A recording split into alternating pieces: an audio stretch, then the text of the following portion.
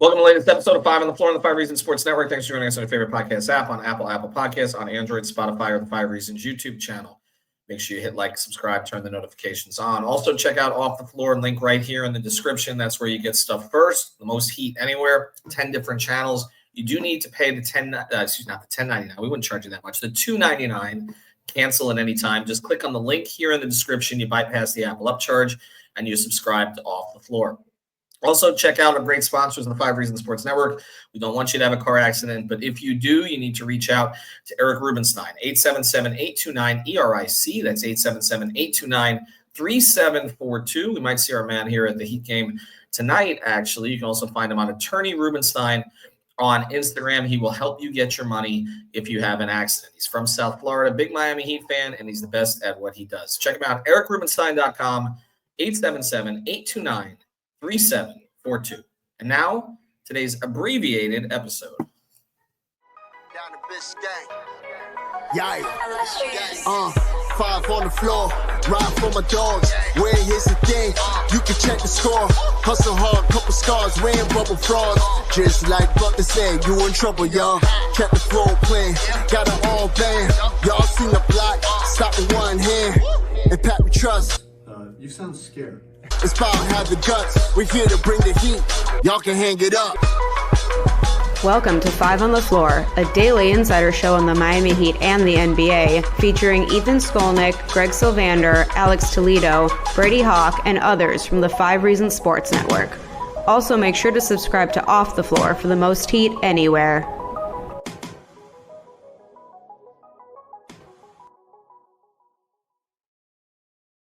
All right, welcome back to 5 on the Floor. Here's today's floor plan. It's going to be a quick one. This is not a big room with the floor. I'm Ethan Skolnick. You can follow me at Ethan J. Skolnick at 5 Reasons Sports. We got Greg Sylvander. You can follow me at Greg Sylvander. I'm actually at the arena right now. The Heat game has started, so we're going to get back to that. Hopefully, a lot of you will have joined us on playback.tv/5RSN, and Alex and Brady will have coverage of the game from here, from the locker room. And Greg and Major will be on the post-game pod. But we did want to do this because we didn't want to neglect it, and it happened late in the day. Jimmy Butler suspended again by the Miami Heat. The Heat released a statement that this is an indefinite suspension, but will be a minimum of 5 games. 5 games includes tonight, takes him up until the trade deadline of February 6th, which is important. And also it makes it 14 games on the season. The wording of this, as Bobby Marks of ESPN noted, was important, is for basically the client refusing to provide services. So that allows for a larger fine than the previous ones. If you add the 14 games together, the fines or the lost salary totals a little over $5 million. So for all the talk about money, the Heat are trying to hit Jimmy where it hurts at this point. Now, I can tell you, Greg, that his side, and I have had an opportunity to at least get some detail on this. I will admit I woke up from a nap to 47 texts. So I'm not allowed to nap anymore, even at my advanced age. This is just a mess. I have got a chance to research it a little bit on that side, and they are planning to fight this. I can tell you, I haven't been able to get a total download from the Heat on exactly what happened here, but what's happened here is a complete breakdown of trust. Both sides constantly are saying that the other side is lying, and never really seen anything quite like this.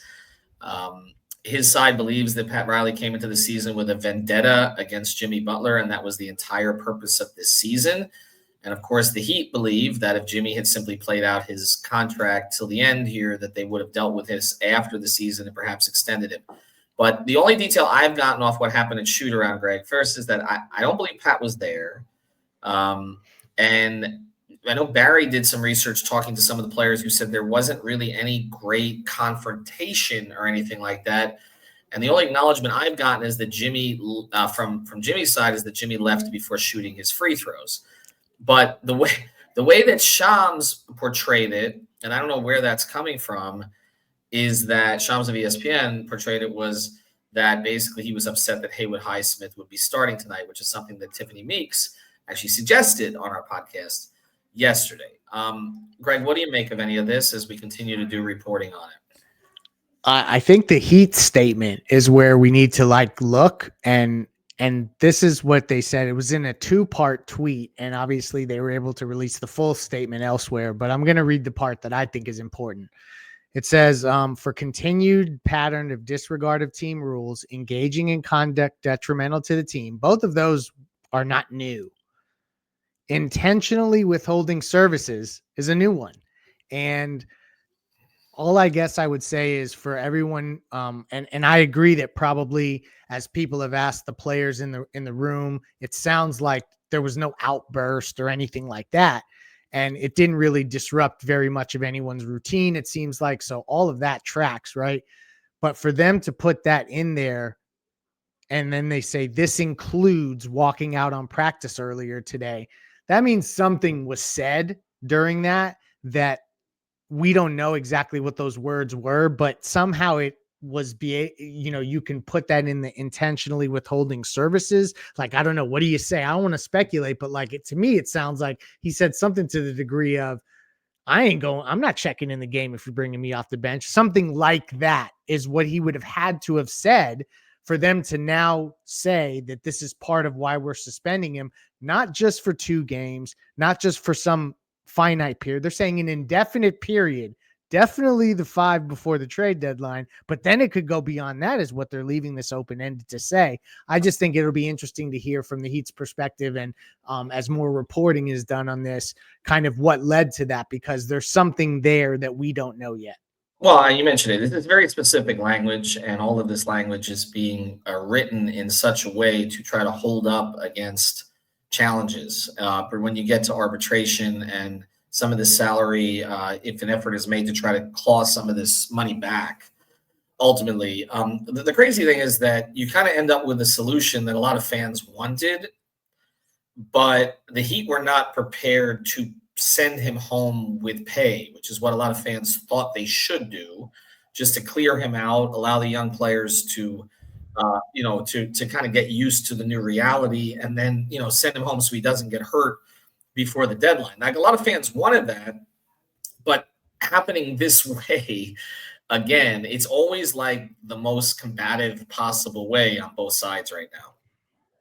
And this is not, I don't really see how this is helping anyone, at all, honestly. I mean, but I want to get to this part of it. A lot has been made about the issues between Pat and Jimmy, and that seems to be where this all stemmed from, right? Like the Pat's comments, and then last spring, and then not speaking to Jimmy, and all the rest of this, and the various ways that Jimmy felt offended by that, not giving him the extension. This has mostly been portrayed as a Pat issue, although obviously he's going to have the support of ownership in that sense.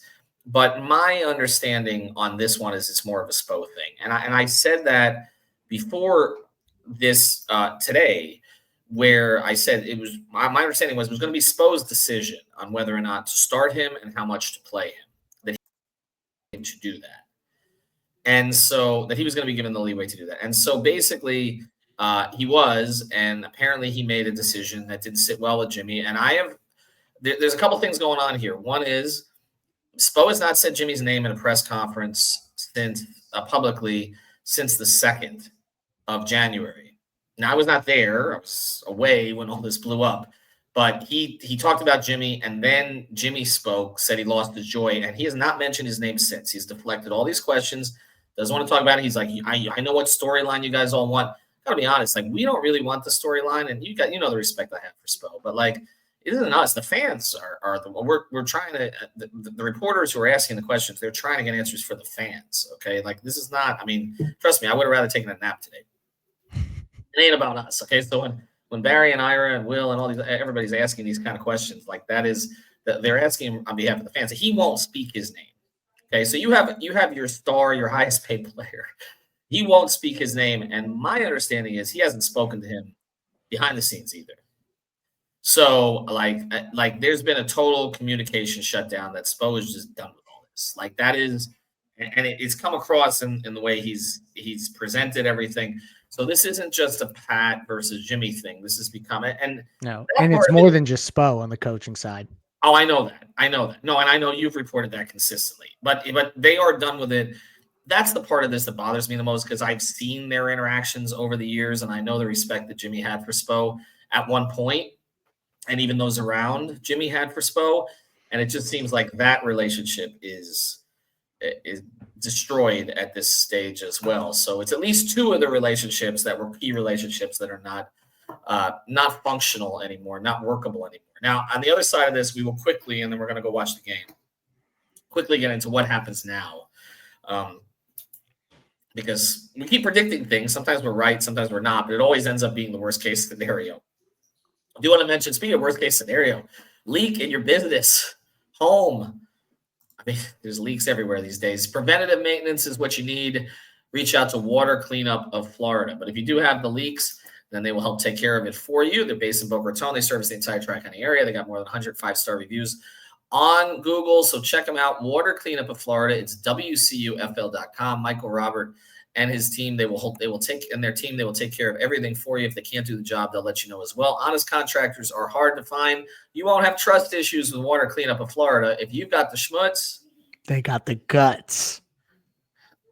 All right, we're going to go watch some basketball now, and then you're going to do a post-game show. I can tell you that his side believes a trade's going to happen soon.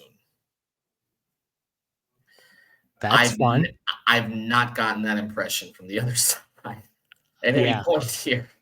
And I'll just say that his side thought that a trade was going to happen soon, like after the first suspension. So we're now, what are we now? This is now 10 games into a minimum of 14 games of suspensions. There's still been no trade. Bradley Beal still has no trade clause. Still doesn't seem like Jimmy's relented as far as wanting to go to a team like Memphis, where maybe that team might give up a little bit more to rent him if they thought that he actually wanted to be there. I'll just let you make a prediction, and then we'll go watch basketball. What do you think happens now? You think they're going to move him finally? I think that they find a deal by the 6th. I don't know that it's going to happen in the next couple of days, because I think it's going to take everyone kind of getting to that boiling point, and then other teams really saying, hey, we're going to take other deals if y'all don't figure out what the hell y'all are doing. Because I think it's multiple teams involved. So I'll predict that, yes, by the 6th, they figure something out. And I think, like, going forward, when we talk about Jimmy, and we'll have a lot of other shows to dedicate to this, they're going to play this game of continuing to be very, not just by the spirit of the law, but by the letter of the law. And I think that they're going to have that reflected in the way they handle this situation from a suspension perspective. And they've made that clear. So it'll just be an interesting game now. I just think Jimmy's probably made it so clear that he doesn't want to be there, that all of these things that they've now put in statements today are going to apply for the balance of the season. And so they really, hopefully for everyone involved, I mean, you know, we love the downloads. It's best for everyone if Jimmy gets moved by the 6th. I don't know. I'll take another 2 weeks of downloads with a few months. Can they move the deadline maybe? Just move the deadline back so we can continue to advance up the rankings here. Anyway, we thought we would do this. I'm going to go watch some actual basketball. Kalel Ware and Nikola Jovic and the rest of this team. I know, Greg, you are as well. You'll be on the post-game show. Alex will post this one, and we'll see what happens with Jimmy over the next few days.